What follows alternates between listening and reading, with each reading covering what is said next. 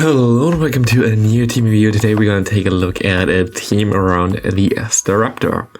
And if you follow me on Twitter, you might already saw like one tweet of me showing like one Pokemon that basically beats all the matters. Or like in general, every Pokemon that is in this cup in general, because there's nothing that resists anything, and this was the Staraptor, which I showed there in the Zero Shield scenario. And it literally nearly KOs everything there, like Zero Shield Staraptor, completely broken and completely destroys everything. The problem is like my main goal with this, like I had several teams before I played with this team here, where I tried Staraptor in different positions, one like in the save swap scenario, one was where I used it in the lead, and I didn't really like it. Like I thought, okay, Staraptor looks so good in the Sims, why doesn't it work? I mean, I got like hard count a lot of times. That's something that you cannot really deal with, but usually good teams. That's by the way the coolest thing ever. Staraptor completely hard walls Trevenant and Gorgas. That's hilarious. But yeah, you cannot always control that, but still you should be able to, if you have a good team, you still should be able to win a lot of games where you get hard countered. That's just like how it goes, in my opinion, if you play teams like this. So I was like kind of, I guess it's weird. It didn't work out. I needed like I think 9 games to find this team. I played 9 different teams I think before, and was like always this doesn't feel right. And then I actually ended up with this team, which is like, I don't know, really weird and more spicy, I guess. I mean, you have a double flyer team with Excadrill in the lead. That's something that you don't really see a lot. I don't see any of those Pokemon really a lot right now in the meta, neither Excadrill or Gyarados or, of course, the Raptor. I saw one in a video earlier. And yeah, I was kind of confused. I used all my starters, by the way, for the Staraptor. I'm completely out of starters for now, but at least we have a double Stardust event soon, which is very cool for 2 days. We haven't had that for ages, that we had double Stardust for a longer time. And yeah, we have a 2-time Stardust event during the 1st and 2nd of November. We also might play a bit because we also have 90-minute lures and incense, which is also cool, and new Sporns and nothing like crazy new, but at least something, and I need some starters in general. We also have Go Battle Day at the 1st of November, I think, that's a Monday. So it's gonna be very interesting there. But yeah, in general, this team was really nice when I then started playing this team. I played this team for 16 games and I went 11-5 with this team, so really positive. So I think the best position for the... God, my voice just dying right now. And the best position for the Staraptor, I just leave that in. The best position for the Staraptor is most likely the closer position. But even then, like, of course, it always really depends on how the game works out. Here I just hoped I could have got to one move, because I think I could have farmed him down and I might have been able to still win the game. I should have thrown my charge move anyway against this thing though, so it might have not been the play. Maybe I could have won this, but we have a lot of bad leads right now. I saw so many fighters all of a sudden in the lead, and before I played 2 teams where we have like the hardest fighting type counters in the lead. Well, I don't know. Like I saw so many obstacles as well, like it was crazy. Not really good matchups, but we have an ABB line anyway, so it doesn't really matter too much. And yeah, that's basically it for this team. And here you're gonna see we have 2 shields down from my opponent, and like I have 1 shield. I'm gonna I don't even have to use it here. This thing we're still gonna get like half of our health gone with that. But you see my opponent goes into an Escavalier here. I can go for my beautiful Brave Bird, and boom, this thing is gone. Basically what we do here is the one-shot everything with this thing, which is like beautiful.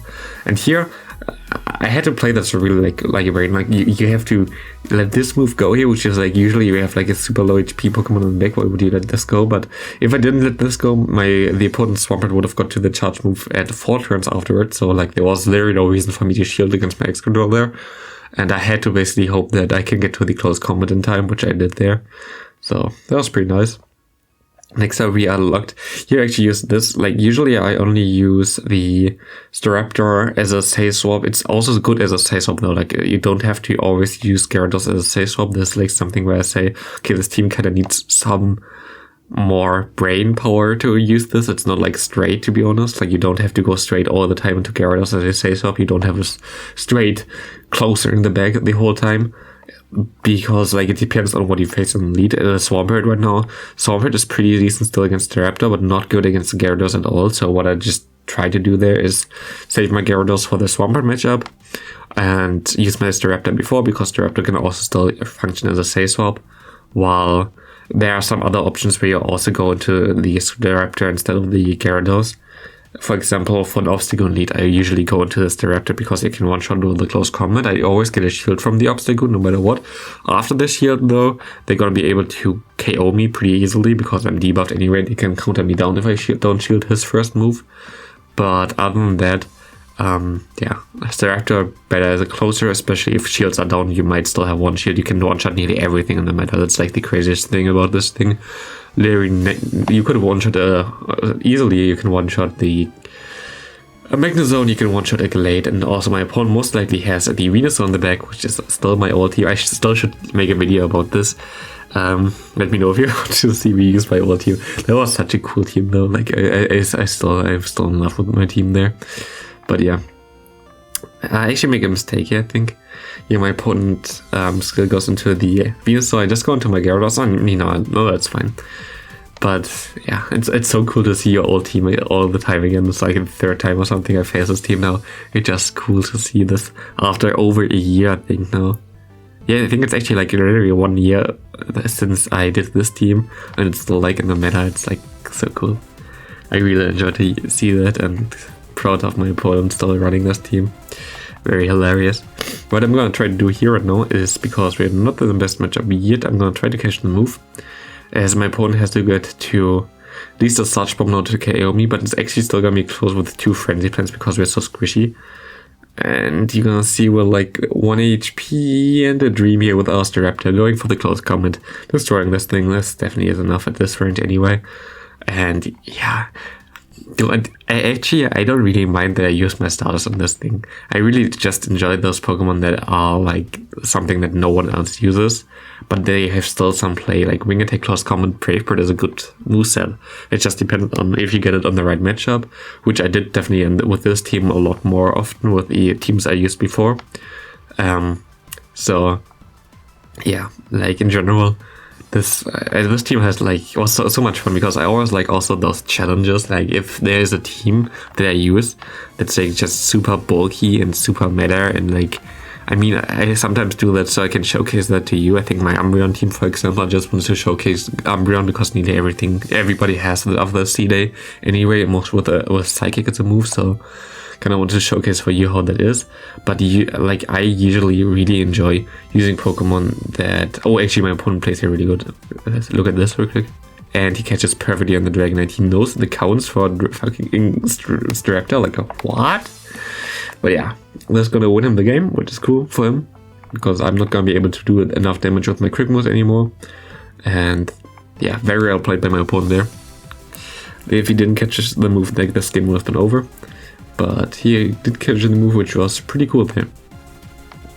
But yeah, in general, I like those Pokemon, in general, those teams. They're a bit more difficult to play. They are fun to play. They're a bit more spicy. Here we have an Obstagoon against us again. You see me go into Staraptor. Basically what I said earlier already. Against Obstagoon, I'm usually go into this because I can take this Night Slash. I can farm him extra. I always try to basically seem P-tie with them here. Going for the close combat. Worked out perfectly fine. I can let this go now. I kind of put him already into range for a run, which is also cool. And I can go into my Gyarados, he swaps into Gengar. I take this. I know that it's only a Shadow Punch, but this hurts more than a Night Slash from an Obstagoon, pretty sure. I overfarm a bit, go for the crunch, KO this thing. And we're in a decent spot now. He goes into Obstagoon again, so yeah. I wonder what he has in the back. Maybe another Ghost type, actually. Or another Poison. But it's weird that he goes into this. Must be something, maybe Swampert? I don't know. I let this go and try to farm down now, I guess. It's Ascav. Okay, I have no chance. If he was locked in there still into the Obstacle, maybe I still had a chance if I farmed up enough energy. But yeah, that was like counter user in the lead, counter user in the back. Not the best for a little mole here, so yeah. Could have been better. I've actually seen Peter here, which is kind of annoying. I underfarm, I think, at this point a bit, but I think I underfarmed a little bit too less. Yeah, it's just barely went for great, which gave me 1 extra Dragin Breath. I guess I take it, but don't think it really is doing anything for me here. Just goes for the Dragon Claw, and I barely don't get to the Aqua Tail. And we have to go into our nice mole here. Go for the rock side. I think you're gonna bait me now. If I remember correctly, this is a Dragon Claw, which is kinda annoying. And he has an Empoleon in the back and was like, oof. I need to get the shield here, and I have to basically get to go for this close combat here and farm up a bit extra, so maybe I can get to a move against the Charizard there. This is gonna be really close at this match. We can go for this nice close combat there.